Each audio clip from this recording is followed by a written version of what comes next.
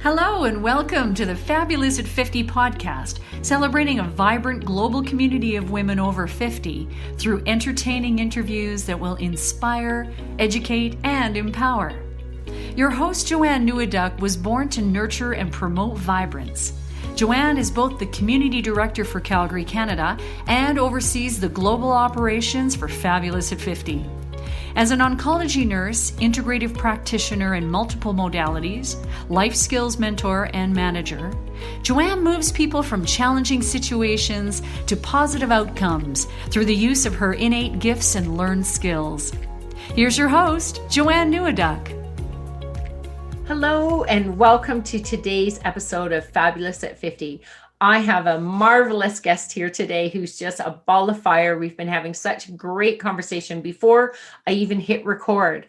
So I'm so looking forward to hearing the tips and tricks and just getting to know the woman behind this incredible success. In just a moment, I'm going to bring her on. But for now, I want to share a little bit about this amazing woman. Colleen Hammond is a former network news anchor and Miss Michigan turned executive image consultant and personal brand strategist.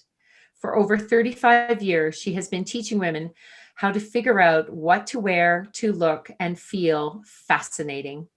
Past clients include actors, CEOs, moms, entrepreneurs, and a recent US presidential candidate. Colleen, welcome to today's show. I'm so glad you could join us. I'm so happy to be here. Thanks for having me.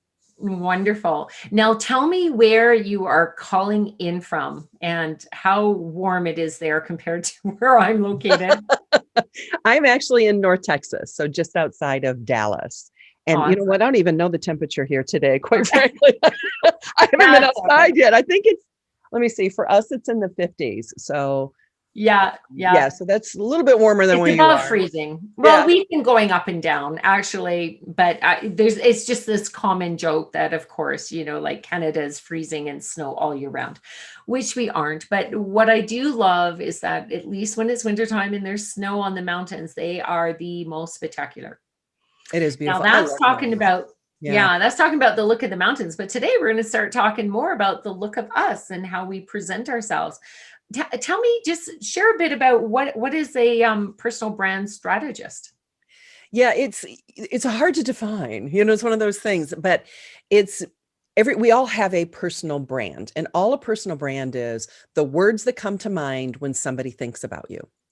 Okay. So, for example, if you think about Oprah, you have certain words that you think of. If you think about, Kate Middleton, there's certain words that you think of. So, those are two different women, two different brands. So we all have a brand. So when you are in public, whether it be in your business or whether you're going to church or whether you're heading to school or whatever it is, there are words that come to mind about you that people think. So the goal is to strategize that. What words do you want associated with you, your company, your family, or you in general? So colors send those messages, and different styles send different messages. So what I do is I work with people to craft exactly the words that they want people to think about when they're thinking of them. And we do that with what they wear, the words that they choose to use, how they present themselves. So it's a little bit different. I used to say I'm an image consultant and a stylist, but we go so much deeper than that. That is different. Yeah, it's not just about what colors look good on you. It's, do you have the color that looks good on you, and is it sending the message that you want sent? So, like, for example, red. So we think of red, and there's different colors of red. So there's an orangey red, there's a blood, like a bluish red that's more of a crimson, and then there's a neutral red. So if you want to wear the right red that is good for your skin and your eyes and your hair and makes you look alive and not sickly. Yeah, absolutely. But at the same time, red sends a different message. So depending on how much skin is showing, it can be sexual. But if you're not showing a lot of skin, it's a power color. Okay. But if you're, for example, if you're going in for an interview and you know that men are going to be interviewing you, it's a good idea to wear a red blazer. Okay. If you're going in and you know that women are going to be interviewing you, don't ever wear red, Oh, because okay. women don't like other women when they're wearing red. 70, Interesting. Wow, there's so much 78. psychology in what's Yes. going on And here. there's like 78% of women don't like, there's just this gut things that happens as a visceral level. They're like, I don't like her and I don't know why. And it's Wow. not, you're not showing cleavage in a lot of, you're doing the power color, right? You're wearing red and you've got a nice blouse on and a respectable earrings, and you're not wearing a mini skirt by any means. But no, don't wear red if you're going in with other women. And if you have no idea who's interviewing you, is there a good Wear blue. right? You're safe with blue. This is fascinating. I love, like, those are great tips. And what I'm hearing is, I mean, often, I don't know, even when I read this, I was thinking, oh, this will be for people like high powered people in business. But in reality, this can be for anyone. Like, if you're going in, we all go in for interviews at different times for jobs, and just how you want to show up in life. How do you want to show up as the best you? And Right. then that there's that two-way communication between who you're interacting with and how you want them to perceive you. So we can be more conscious about it. Right. And we do things like body language, Mhm. presentation skills. Okay. Since all of us are on camera all the time now, right? And I use my background in television, and I can coach people on how to present themselves on camera, where the camera should go, what do you do about your background, what color should your background be, what do you put in your background, and it's all very strategic. Just like when you watch a movie, there's a Mhm. reason, if you're watching like an exorcism or something, but you don't know that, you know that's what the movie's about, but it's the beginning of the movie, but you see a cross or a crucifix on the wall behind. That's there for a reason. So it's the same thing, that we want to present ourselves in the best way possible. I had a client that was in sales, and she goes, I don't know, I can't go out and meet with my customers anymore. I have to do it all on Zoom. Yeah. And I said, well, there's ways that we can make you look really good. So she sent me we got on a Zoom call, and okay, let's fix this. Let's fix that. Let's get you Yes. this. Let's hook this up. I Yes. want you to wear this next time. Don't wear this. Be careful about this. And we tweaked her, and her boss at their next business meeting said, hey, I don't know what it is about you, Karen, but you look amazing. Oh, And he cool. said, I want you to talk to this new client. And so she talked to him, got the job, got the thing, she ended up getting promoted within 6 weeks. That's impressive. Yeah, because That's impressive. everything now is on camera. You got to know what you're doing. And now, okay, so I have to touch base on this because it's just too fun. Is there's so many jokes around there. Basically, people just dress from the waist up, and all these jokes are people are showing up without whatever they're on. But I have to say, when I knew, because you and I have not met in person before, right? When I knew that I was going to be interviewing you, I'm going to give away a secret. I'll put on whatever nice sweater or blouse or so that I want to wear. And I am dimes to dollars probably wearing my yoga pants because they're the most comfortable. I started to come downstairs to do this and went, no, I went back up to get my leather pants on. And I'm going, oh, I have a cute little outfit and it's got like a cute little bottom. And I'm going, I actually, would you agree with this, that even if your whole body is not being seen, how you are fully dressed and show up, and, whether you're putting some makeup on or not, it exudes in your mannerisms and talking to people. Would that be a fair insight? Yeah, there's actually a scientific term for that. It's called Oh, enclothed cognition. clothed cognition. Enclothed, like enclothed, Okay. enclothed Yeah. cognition. So they did some studies. And so what they did is it's huge. And they've done this study so many times because people are like, really? And they keep doing this study. So there's a lot of scientific backing to this. But they put people, men and women, they gave them a white coat, a white jacket, like a blazer type thing. And some people, they said, this is a doctor's jacket. Other people, they said, this is an artist's smock.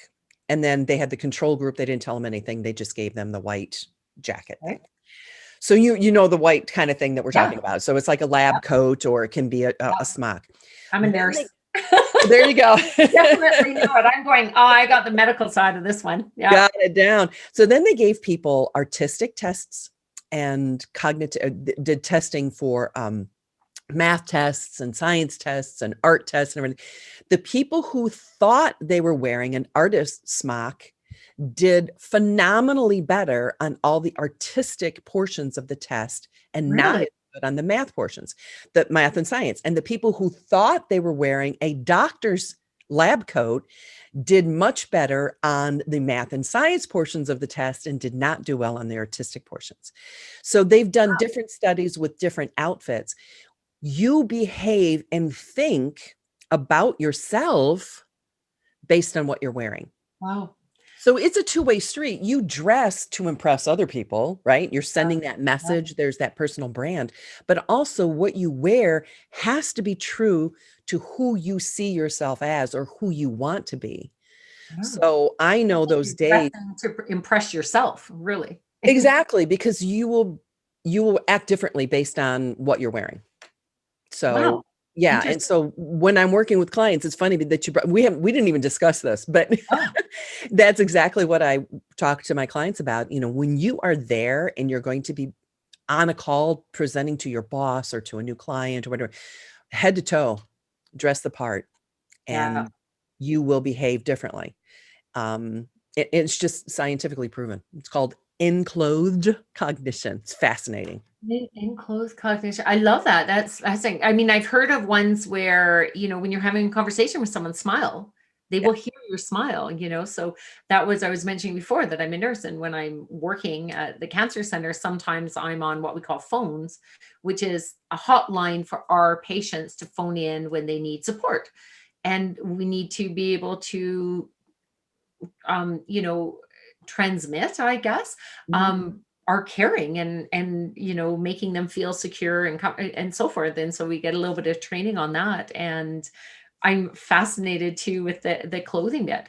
You know, my mind also even is going to like children and schools. You know, it's probably a reason why private schools often have uniforms. So if you're dressing up a little bit more, I know that like by the end of the day, it's like the tie strangling their neck and everything's all disheveled. But, you know, you step up and into what you're wearing. You know, as opposed and a lot of companies found that, you know, remember they do the casual Fridays bit, right? A lot of companies got rid of that because they found productivity went down so much more on Fridays after they instituted casual Fridays. Because when you're dressed more casual and more comfortable, they found that people's work was sloppier. It wasn't as detailed. They didn't get as much done because they were more relaxed. So everything. I wonder what's going on now in the world with so many of us working from home now and on Zoom calls. You know, it'll be fascinating to see the studies that come out of that. Yeah, I actually have seen a couple so far. And initially when the quarantine and the pandemic and everything started back in March of 2020, everybody's productivity went down. And because people were sitting on the sofa for 6 weeks watching Netflix. I mean, you know, the big joke was I got to the end of Netflix. I've now watched all of Netflix, you know, but my life didn't change that much as far as what I work. I'm still going, tell me good movies to be watching. I know. Yeah, just watch some good ones. We'll talk about that later. But anyway, but yeah, so then people started working from home. So now we don't have sick days. People aren't calling in for sick days. They were concerned that productivity was going to go down, but they found that people, when they sit down to work, they got work done and then they got up and did whatever. But they are seeing in some instances where productivity is actually higher. Yeah. So it's interesting. Companies like Dropbox have completely gotten rid of their in-person space and have gone to all remote. And more companies are doing that. Yeah. Yeah. Very interesting. Now, because we're talking about Zoom calls here, which a lot of people have gone to, and I know there's many other conference calling. This just happens to be what we're using. It's so convenient. Can you give us a few tips? You know, I know that, you know, the listeners here, we have a whole wide range of, some are business women or entrepreneurs, some are working for a company and in corporate, you know, and there might be others that are going, forget this, I'm retired or so forth, but they're still showing up on Zoom calls for gatherings all the time. Like I know very few people that aren't on some kind of conference call. So what would be some tips specifically to showing up And are there any specific ones for women, more in midlife and in their 50s? What should we be thinking about? Good lighting. Good lighting will make you look younger. Okay. I mean, that's a number one thing. I mean, I have more of a set here, so I have a hair light, so you can see the light coming down here. But I think the easiest thing is just get a ring light. You get an 18-inch ring light, and 18 inch is what you recommend. yeah, The one where the phone can fit in the middle, well, and you've got the kind that can just clip on, and fit on your phone. You can use those if you're just going to be using a phone. And if you're just using a phone, please, please, for the love of all that is holy, get a tripod, because yes. there's nothing, this bouncy around thing. Now, Oh my gosh, I was on a call. I'm just going to interject this. It was a call with several women. Someone else was hosting it. I was an attendee. And but one of the women within it must have been holding her phone. And it was like bounce. I was just like, I actually was trying to secretly message those going, can you tell her to shut her camera off? I'm getting dizzy. right. It's not fair. Like just anchor it somewhere. I'd rather have not a great angle, but anchored. Yeah. Well, and okay, so that there brings up the second part, is to keep your lens at eye level or above. Yes. And that will help reduce any look of any, lines. It also helps with, like if I move I know people are listening, so they're not just watching, but we're playing around with the angle of glasses and what we're looking at. Yes. If I go up, you Right. have all the reflection on my glasses, and just having it at the right angle here. Yes. And, I know my set can be improved. I'm waiting for my new banner to come, and then it will go. be prettier. Well, I think it's better to have like what you have behind you, like Yes. the trifold, Yes. as opposed to looking at somebody's room behind them. Yes. Rooms can be very distracting. That's why I have a very simple background. And then the color is different. But if you get a good ring light, Yes. and keep your camera lens at eye level or above on a tripod, and so it's not moving, I think those are the two most important things, because most people will flip open their laptop and use that little camera that's on the laptop that ends up being about 6 inches below their eye level, or sometimes even more than that. Just take your laptop and put it on a stack of books. Yep. I have like top clients out in Hollywood that can afford a tripod. I mean, tripods are $30 and that's a pretty decent one. And they use a stack of books. They're like, nah, I don't feel like getting I'll just grab a stack of books and throw my laptop on top of it. Are there actual tripods for laptops though? Yes. Yeah. Oh, okay. Yeah, you can get and they're cooling stands as well. So you can, yes, because if your CPU, your usage is going to be a little bit higher when you're, so it'll have a cooling fan on it, but it also brings it up higher. And I think the one that I recommend to my clients in my Look Good on Camera course, I think is $40 maybe US. Yeah. I know the kind. It's not truly a tripod, but it's like a stand that raises it up or right. so. Yeah, you can get it, the one that I recommend goes either from, it's adjustable, so you can adjust it for, and it's also good if you want to set it on a desk and stand, because we sit so much, and, sitting is the new smoking. I know. Well, We need to be up more. Fabulous at 50, membership and the courses we do, there's always an element of movement and how we need to be moving and caring for our bodies. And I'm going to take this conversation in that direction for a minute. You and I were talking just before, and I was saying, what I love to ask is just when you entered your 50s, was there a time point where you suddenly went, something's different now? Life has changed for me, whether it's psychologically or physically. Did you have one of those moments? I did, but it wasn't at 50. I know a lot of people like they hit the big 50. It's like, oh my gosh, I'm 50. I'm halfway there, or more than halfway there. My goal is like 120. So I'm not halfway there yet. That's right. That's right. Yeah. So, and I kind of thought, like, my husband was, I want to throw you a big party when you turn 50. And no, it's a number. And I don't want to give that number power. Because it's just a number.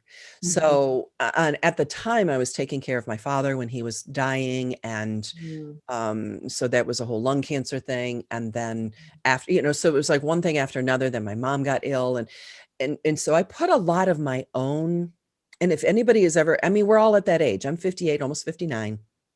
And we're at the age now where our parents, if they haven't passed, they may be experiencing health problems. And my mother had Absolutely. Alzheimer's. She was early stages Alzheimer's. She was late onset, and she was only at like level 3, if you know anything about that. But Yes. she was not that. No, she wasn't that bad. I know people now that are taking care of. A friend of mine's taking care of her father-in-law. He's at 6. He doesn't even remember his own name. Oh, He can't read anymore. He can't identify colors anymore. So it was a little bit different. So my mom wasn't quite that bad, but being a caretaker, it's exhausting and it takes everything out of you. And you tend to put all your own needs on the back burner. And that's what I did. So that by the time I finally kind of got to the point where we got my mother settled, I was 55 going on 56. And I suddenly felt very, very old. okay. And that's when it hit me. But it was years of not taking care of myself and putting somebody else. So my recommendation to everyone that I know and my friends is, if you are in a position where you become that caretaker, you must take care of yourself. Absolutely. I Absolutely. I got so many more gray hairs in those short years. And then I went through my own physical change. And so, went through menopause and everything. I barely even noticed it. I was so busy, so that was a good thing. Yeah, it can't be. Except when you wake up one day and you just think, what am I doing? What do I need to be doing? And that Right. really, is the premise, a lot of the premise of Fabulous at 50. As you know, it's our turn now. It's Yes. time. We're like, we're still relevant. I know so many women that get to in their 50s and suddenly are like, oh, I'm just going to crawl under a rock now. And they don't really feel relevant in life. And it's like, you need to create your own destination. If you're at a point where you want to retire and relax and reap the benefits of what you've done, but still be out there and adventure and taking on something new and learning. And if that taking on something new is learning about your own body and your own health and your own mindset, then that's fantastic. And it sounds like that's what you've done, because you certainly don't look like a woman that's burnt out from caregiving right now. You look really like you're just a ball of energy. So what sort of happened, or what was your secret there? I had to learn how to sleep. Mm-hmm. And sleep is so important. And now they're saying there's so many things that you can do because it's so good for your brain. And that all the cleansing that your brain goes through when you get that good 7, 8, 9 hours of sleep. And most of my life, I was like, yeah, I'll sleep when I'm dead. Haha. Right. That's not funny. I know now. I actually remember telling someone that, and they were blown away, because I said, well, what people don't realize is there is actually biological waste product through thinking and our functions all day long. And that at night when we sleep, that gets flushed away. That's why we need our water and we need our sleep and we need that. And this woman she's a bit of a comedian. She was just like, I had no idea that by the end of the day, my brain is truly garbage, right? Like, and I need to clear it out, and hormones and everything else. So you learn to sleep, which is fantastic. I had to learn to sleep and to take power naps, also called NASA naps, where you sleep for 15, 20 minutes in the afternoon. And and then meditation. I didn't realize how important meditation was. I can't survive now without getting definitely my morning meditation in. Sometimes I can get an afternoon and an evening meditation in as well. But that's so important to zero out your brain, because my brain's always going. And I think that's a woman thing too. There's always those jokes online. It's like, when the wife says, honey, I'm going to go to bed now. And then an hour and a half later, because she wrote a note, she emptied the dishwasher, she did this, she did that. And then the husband says, I'm going to bed now. And he does, right? He just goes to bed. But we as women, we multitask. I think it's to do with all the hormones we have. Yeah. Well, I think it's evolutionary. Like I was talking to my husband about the other day, like if you really go back into, I don't know, caveman day, typically the men were out hunting and the women they were back and tending the kids and tending the fire and making sure, they weren't getting eaten by whatever predator was around the camp. So evolutionary, and yes, in our hormones, we have developed in different ways. Yes. It's just, we do different things. And so, and being a caregiver, and women tend to be the person that, when my children are in trouble, they call their mother. That's just the way it is in my family. And I know a lot of people are that way. So I had to learn self-care, and self-care is not about, it can be going and getting your nails done, going and get a massage. I highly recommend massages. That was the other thing that I've learned. It can be that, but self-care isn't bubble baths and manicures. Self-care is, are you eating the right foods? Yeah. And if having cheesecake tastes good, but then the dairy's a problem for you, or sugar's a problem for you, or whatever, and you don't feel good later, don't do that to yourself. And it's personal integrity. Why do we treat other people better than we treat ourselves? And then there's all that self-talk. Yes. We say things to ourselves that we would never say to our children. Exactly. Why did you do that? You would never say that to your children. I know. I'm like, I'm such a failure. You would never say that to your children. So how we speak to ourselves, and there's so many things I've learned, and I try to share it with my clients, and share it with my children, and like, don't make the mistakes that I made. But I think that self-care is really important. I love that you're going down this path. We're getting close to the end of our conversation, but I'm like, I'm sitting here and I started to laugh when you were saying that. And I'll tell you why. It's because I'm like, I'm listening to myself. Like, you are saying all this, that you are actually, I'm just going to set you up as the poster child for Fabulous at 50, because this is what we preach, in a sense. This is what we advocate for. This is what we hold space for the women that come to us. Either they are learning it and they want a community of like-minded women to say, yeah, this is what we believe in, and it's our turn now. And some are coming going, I've never considered that it was okay to put myself on the plate as well. So, and you are, just to look at you, you just look amazing. You've got a fantastic career, which I know can't be easy right now with everything going on in the world. And, but you're out there, and you have this liveliness about you that is just amazing. Thank you. But before I let you go, because I don't want to let you go, I want to just keep having a great conversation here. Can you share with us, you've given lots of tips, but what would be like your top 3 tips to women in their 50s? Top 3. Life has just begun would be the number 1. Yeah. I think that too many people are like, oh, I'm an empty nester now, it's time to die. No, it's time to leave a legacy. The woman that really inspires me, her name is Joan. It's like Work Out with Joan. She started lifting weights and working out when she was 73. Awesome. And now she's 76, I think, and has a whole business. That's fantastic.